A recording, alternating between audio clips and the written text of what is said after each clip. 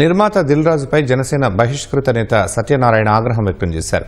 థియేటర్ల బంద్ ప్రతిపాదనపై తమ్ముడు శిరీష్ రెడ్డిని కాపాడుకునేందుకు దిల్ రాజు తన పేరు చెప్పారని ఆరోపించారు.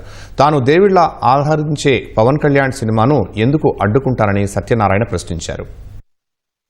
ఇదంతా దిల్ రాజు తమ్ముడు శిరీష్ రెడ్డి, సురేష్ బాబు.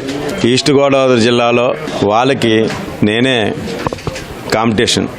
ఏప్రిల్ 19 కాదు, మే 21, 2024లోనే తెలంగాణలో చేసుకున్నారు.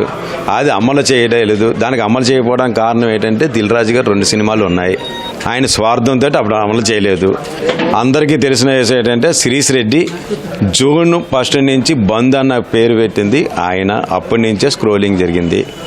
వాళ్ళు అనుకున్న టార్గెట్ రీచ్ అవ్వలేదని కుట్రతో అందులోనే వాళ్ళ పేర్లు చెప్పానని ఆయన దగ్గర నుంచి వాళ్ళ తమ్ముడు చేసిన దాన్ని దృష్టి మళ్లించడానికి చేసిన పన్నాగం.